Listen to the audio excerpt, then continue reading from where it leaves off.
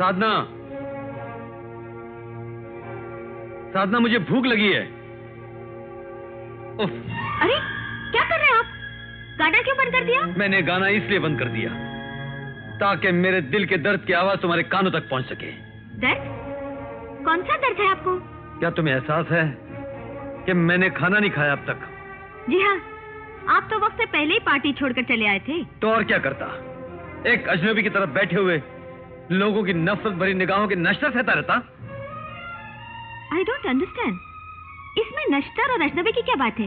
Party हमने arrange की थी और हमारा फर्ज था कि हम मेहमानों का ख्याल रखते, उनका स्वागत करते। क्या क्या इस घर में सिर्फ आए मेहमानों की इज्जत की जाती है, अपनों की कोई इज्जत नहीं है? क्या मतलब है आपका? देखो साधना, हम दोनों बचपन के साथी हैं, साथ खेले साथ पढ़े, इसलिए मैं तुम्हारी हर बात बर्दाश्त कर जाता हूँ।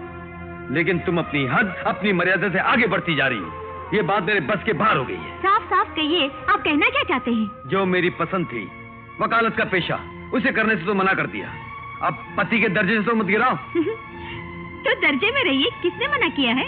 अगर तुम्हारी नजरों में इसे जीना कहते हैं तो मैं वकालत फिर से शुरू कर रहा हूँ। इस घर को छोड़कर दूसरे घर में रहने जा रहा हूँ। इस घर में आपको किस बात की कमी है? इज्जत की कमी है, खुददारी की कमी है। जब तक घर दामाद बनकर रहूंगा, बेशर्मी और बेइज्जती की चोट सहता रहूंगा।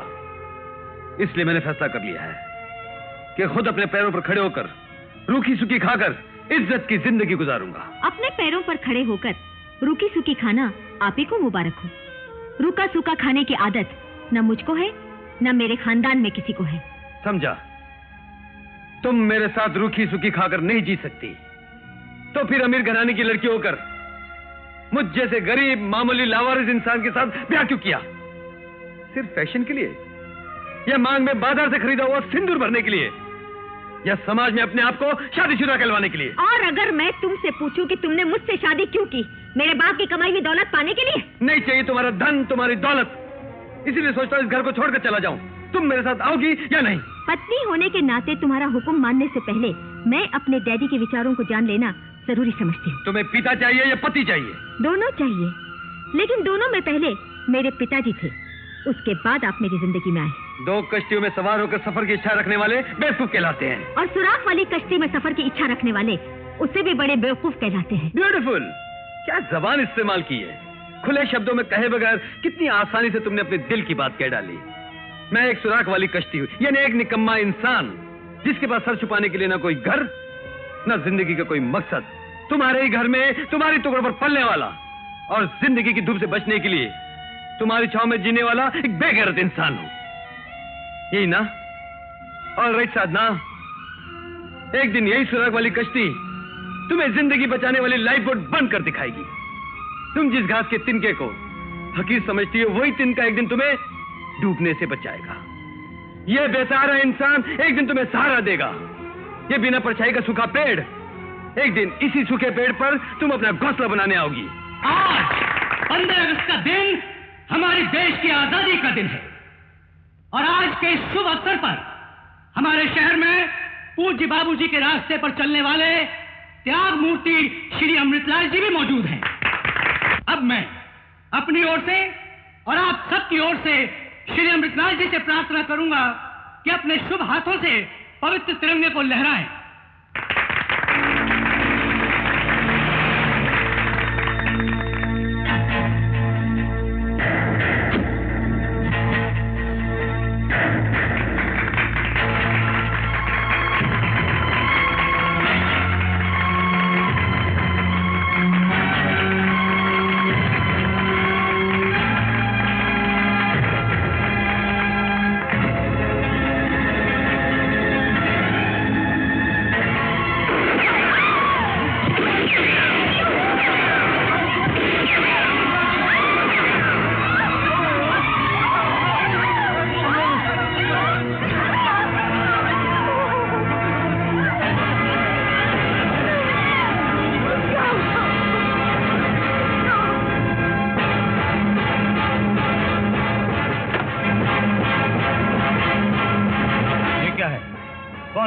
मैं एक खूनी हूँ और सेठ अमृतलाल का खून करके आई हूँ। क्या? अमृतलाल जी का खून? हाँ, इसी रिवॉल्वर से किया है। ये मेरे पति का रिवॉल्वर है, जो पनवेल पुलिस स्टेशन में सर्किल इंस्पेक्टर है। हवलदार, बंद कर दो इन्हें। चलो। हाथ छोड़ो।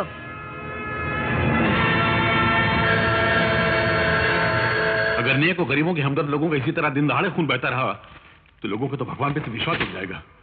कभी कभी तो दिमाग काम नहीं करता है। नमस्ते चौधरी साहब। आइए विष्णु प्रसाद जी, बैठिए। नमस्ते। हम लोग अभी अमृतलाल जी की हत्या का जिक्र कर रहे थे। जब हम लोग का ये आलम है कि ये खबर सुनकर हमारी रूह कांप गई, तो आप पर जाने की अभी होगी। आप तो उनके करीबी दोस्त थे, सारे दान धर्म के काम आप ही के हाथों हुआ करते थे।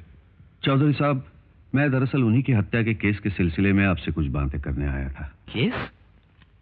केस का तो सवाल ही पैदा नहीं होता विष्णु प्रसाद जी। वो हत्यारों तो सीधे फांसी के तख्ते पर चढ़ने वाली है।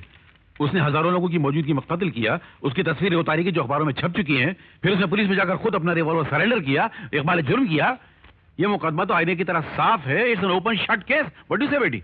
हाँ बिल्कुल, आप बिल्कुल फिक्र मत कीजिए पुजारी जी, उस लड़की को फांसी होकर रहेगी। मैं उस लड़की को फांसी लगवाने के लिए नहीं, उसे फांसी से बचाने के लिए आपसे मदद मांगने आया हूँ। जी? जी हाँ, इस केस को लड़ने के लिए कोई वकील आगे नहीं आ रहा है। तो आप मेरे पास चले आए? जी। और ये उम्मीद लेकर कि मैं अमृतलाल जी जैसे इंसान को उनकी मौत के बाद मुजरिम साबित करके उस लड़की को फांसी से बचा लूंगा।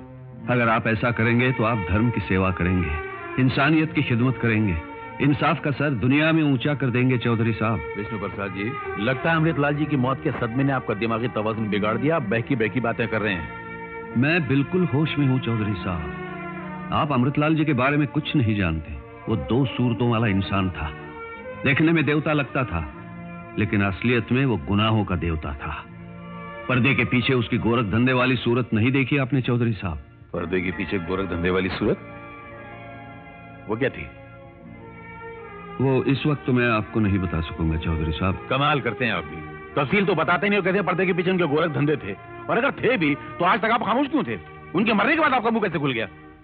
मैं अपनी कमजोरी मानता हूँ चौधरी साहब, लेकिन आप मदद करें तो यही नहीं, और भी बहुत सारी सच्चाइयां दुनिया के सामने आ सकती हैं। जी नहीं, ये इतना क्लियर और साफ कत्ल का मुकदमा है कि मैं क्या दुनिया का कोई भी वकील इस केस को डिफेंस करने से इनकार कर देगा, और जो डिफेंस करेगा उससे ज्यादा नालायक, अहमक और पागल आदमी इस दुनिया में नहीं होगा। आप मेहरबानी कीजिए, जाइए यहाँ से। नमस्ते।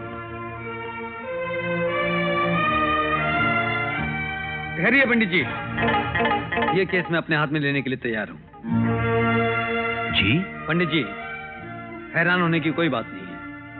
आपने सारी जिंदगी भगवान की सेवा की है। आपकी बातों पर विश्वास करते हुए मैं ये केस अपने हाथ में ले रहा हूँ। आप सच कह रहे हैं बाबूजी? पंडित जी, मैं बिल्कुल सच कह रहा हूँ। आप निश्चिंत होकर जाइए, मैं शाम को आकर आपसे मिलता हूँ। धन्य हो विजय बाबू, धन्य हो। आप फिर एक बार साबित करेंगे कि भगवान मजलूम की रक्षा के लिए कहीं न कहीं से किसी न किसी को भेज ही देता है। मैं शाम को मंदिर में आपकी राह देखूंगा। मैं चलता हूँ। विजय, तुम क्या वाकई इस केस को अपने हाथ में ले रहे हो? जी अंकल। लेकिन क्यों? तुम में ये खामखा का जोश क्यों पैदा हो गया? जोश नहीं पैदा हो गया, बल्कि मैं ये साबित करना चाह रहा हूँ कि मैं कम दिमाग, पागल, बेवकूफ नहीं हूँ। तुम बेवकूफ नहीं, बेगैरत होते जा रहे हो। तुम्हें इतना भी लिहाज नहीं कि जिस केस को मैं लेने से इनकार कर रहा हूँ उस केस को तुम हाथ में लेने जा रहे हो। अंकल, आप जिसे हासिल करना चाह रहे हो उसे मैं हासिल करना चाहूँ तो वाकई मैं बहुत बेगैरत हूँ, लेकिन जिसे आप ठुकरा रहे हो उसे मैं हासिल करना चाहूँ, मैं समझता हूँ इसमें कोई बुरी बात नहीं है। कल तक मुझसे पूछे बगैर तुम्हें कदम नहीं उठाते थे, और आज तुम्हें अपना अच्छा और बुरा समझने की तमीज तक पैदा हो गई। तुम्हें जिंदगी की राह पर चलना मैंने सिखाया, और आज उन्हीं पैरों के तले मेरी इज्जत को रौंद रहे हो। तुमको जबान मैंने दी, और आज उसी जबान के बल पर तुम मेरे मुकाबले में खड़े हो रहे हो। मैं आपके मुकाबले में खड़ा नहीं हो रहा हूँ अंकल, मैं जुल्म और नाइंसाफी के खिलाफ खड़ा हो रहा हूँ।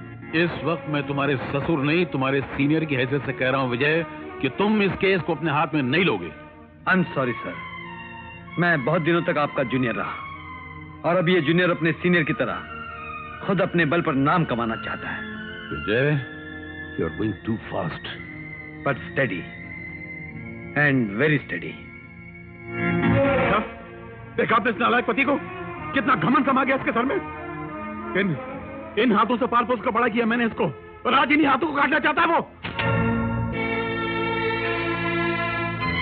अब आप में इतनी हिम्मत आ गई कि मेरे डैडी के साथ जबान दराजी करने लग गए? मैं तुम्हारे डैडी के साथ जबान दराजी नहीं कर रहा था, बल्कि अपने सीनियर वकील के साथ बहस कर रहा था, जिन्होंने मुझे बहस करने की तालीम दी।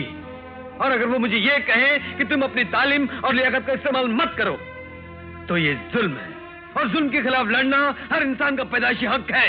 क्या वो सिर्फ तुम्हारे सीनियर हैं और कुछ नहीं? अपनी बेटी तुम्हें सौंपकर जिस एडवोकेट चौधरी ने तुम्हें अपना दामाद बनाया, समाज में इज्जत दिलाई, क्या वो चौधरी तुम्हारे ससुर नहीं है, सिर्फ सीनियर है? नहीं, वो मेरे ससुर हैं, लेकिन जहां तक मेरी इज्जत का संबंध है, वो मुझे भीख में नहीं चाहिए।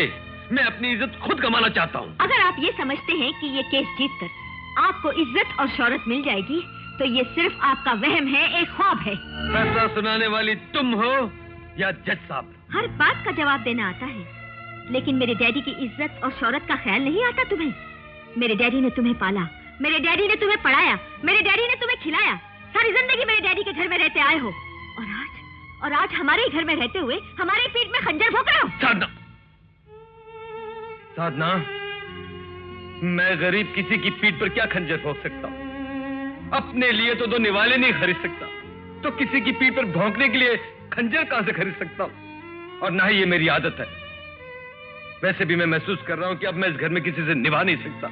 कदम कदम पर निराश करने वाला माहौल है, और मुझसे इस माहौल में जिया नहीं जाएगा। और इसीलिए आज, बल्कि इसी वक्त इस घर को छोड़कर जा रहा हूं। तुम्हारे पिताजी की मान मर्यादा, इज्जत, शौहरत को हिफाजत से इस घर में छोड़कर जा रहा हूं। आज से समझ लो, मैं मशहूर एडवोकेट चौधरी कैलाशनाथ का दामाद नहीं, बल्कि MA LLB advocate Vijay Kumar हूं। अब हमारी मुलाकात सिर्फ अदालत में होगी, पब्लिक प्रोसिक्यूटर साहिबा।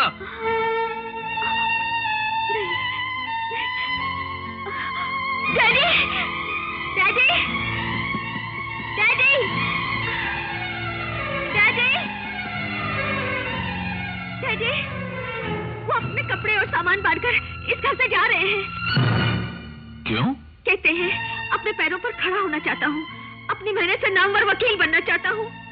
उनको हमारे घर का माहौल घुटन वाला और कदम कदम पर रुकावट वाला लग रहा है। ऐसी?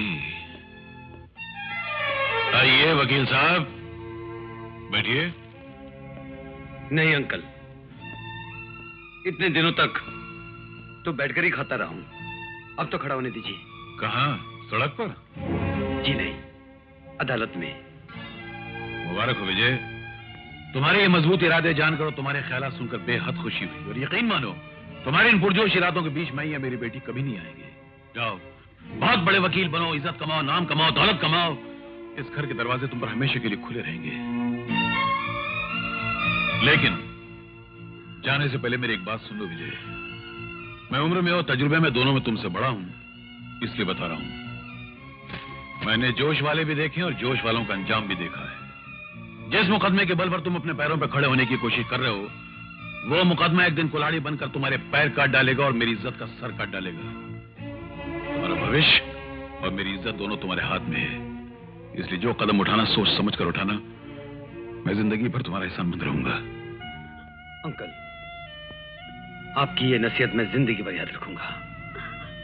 Thank you very much. नहीं, विजय, डैडी, वो गुस्से में जा रहे हैं। आप उन्हें रोकने के बजाय उल्टा जाने को कह रहे हैं।